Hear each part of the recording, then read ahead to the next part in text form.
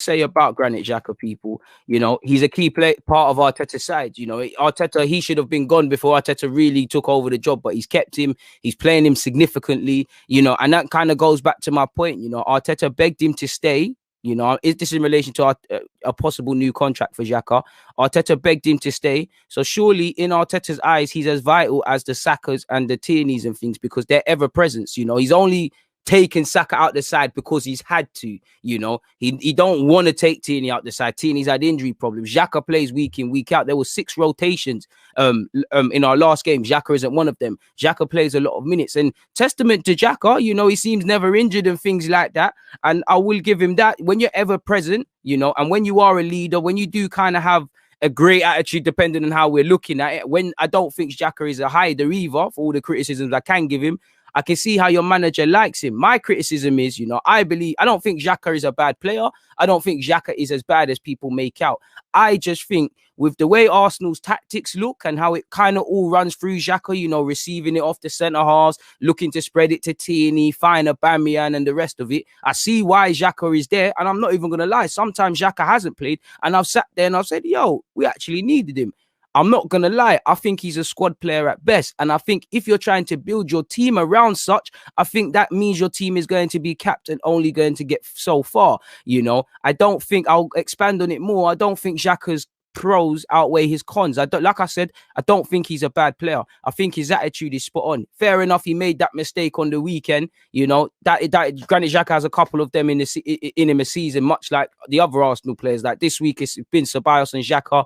Previously, it's been David Luiz. In another week, it's going to be a next man. What was it? Cedric against somebody as well. So we know there's error-prone problem players, people. We've got a lot of players that have a lot of bad habits, in which I can't lie, Xhaka is one. Once again, for me, Xhaka could be a squad player. I don't think he's as bad, but I do think when you're trying to build a team around him, it's not going to happen because the cons of Xhaka are not outweighed by the pros. It's not like he's an elite dictator of the game in midfield, like he can dictate the tempo and stuff like that. He needs a lot of time on the ball. I like his mentality. He made the mistake and patterned up, but he's got those mistakes. He's not an elite dictator of the game. He's got a good passing range, but City's players, and not that we need to get City's players, but that's a minimum at City, really and truly, and that's almost the least thing you praise. And again, I don't think he covers the ground well enough. I do think he's better defensively than people give him credit for, but I do think he's a bit slow and agile, and I do think he's improved at that with his positioning, but I just don't think it's quite to the level we need. So if he is going to be an ever-present in the side, is what it is. He also has 2 years left on his deal, people, and he's at a vital age. And surely put yourself in Granit Xhaka's shoes. Whether you rate man or not, yeah, like I said, for Xhaka, I would look at it, what I'm looking at as, regardless of my opinion of Xhaka, Arteta sees you as vital to his team. Because, you're one of them, man, like 9 times out of 10, Aubameyang, Saka, Tierney, you're going to play week in, week out. So if I'm Granit Xhaka and I say, hold on, new managers come in now, he's not let me go. He said, I'm going to be part of his team. We've won FA Cup. He's kind of protected me and stuff like that. He makes me feel important and happy to come to work again. I clearly am one of the more vital players in this team and importance.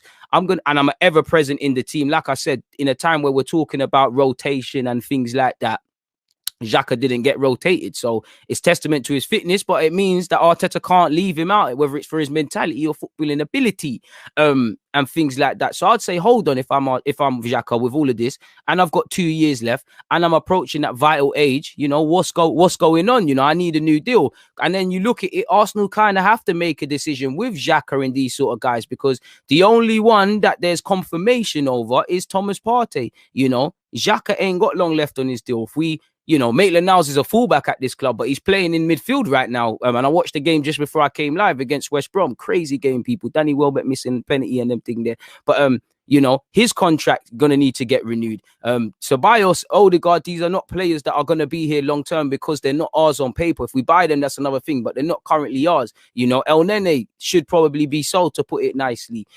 There's speculation literally off over every central midfielder, apart from Thomas Partey, Joe Willock as well, to add to that. Apart from Partey, there's speculation. So we're going to need to make a decision, So is he going to give Xhaka that new deal with Thomas Partey now here and blossom that midfield partnership? Personally, I don't think that's good enough. Like I said, Xhaka is a player that is good enough for the squad, but it's a myth. And they're going to have to make him sign a new deal. So I think Arteta would these are the reasons I wouldn't. Like I said, I'm not his harshest critic, but fundamentally, I think he's very meaty in midfield.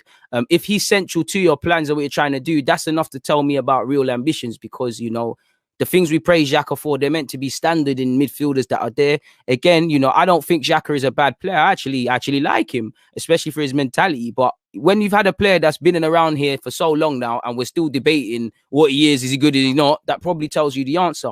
Like I said earlier, the cons up to his game are not outweighed by the pros. Like, if he was defensively naive 9 times out of 10, but I know he can grab me 3 goals a game and 2 assists or something, I'd be like, all right, cool. But it doesn't. I might be overselling him, but this is kind of, I mean, I don't think he's bad every game. He might make a clanger. He's the sort of guy who'll play good for about 5 games. He make one mistake in one game in which you have to criticize him because he's made it, but people won't apply balance, but that mistake will be amplified. I do think he'll be good for 10 odd games and stuff, but the other games is where it's costly. And like I said, you've got too many players like that collectively throughout the team, you know.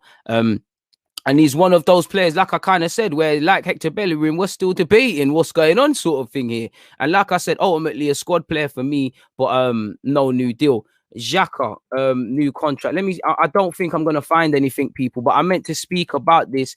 He signed a new deal in when he was 25 in 2018. I was meant to speak about this in the when we was playing Benfica, people. When we was playing Benfica. And he kind of indirectly spoke about it. Let's see what the Daily Canon is saying.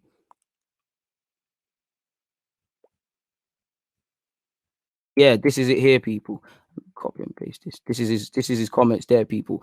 Everyone knows my contract after this season is 2 seasons more. I'm very happy at the moment at this club. Let's see what happens. So yeah, he finds happier now, but that's it, people. So there wasn't much to what he said, but like he said, there's 2 years left. If we go off what we was told if this sort of thing happens in 2 years, you need to sort it out. And I look at our midfield now, I see on question marks over Guendouzi because of his contract. Joe Willock will probably be here, but, you know, he's on loan. Maitland-Niles on loan. Technically, Dani Ceballos, Odegaard are not your players. Xhaka's future, as well as El Nene's, based on the contract length. You know, holy bare midfielders on the books. Only Partey screams long-term to me, or longevity. Xhaka could, because he's not that old, not the oldest, but it is what it is, people. I think if he's going to be central to what you want to do, then you're going to be in issues, people. So it is what it is in relation to Granit Xhaka. But I do think he's one of those players people are quick to criticize, slow to condemn, and there's very little balance. And that's the thing. Arsenal's become very toxic. There's been players for years that have underperformed and stuff. So it's the point where certain men are just happy to see the back at them. They're willing and itching to get their pitchforks out, which is wrong in my opinion and sad.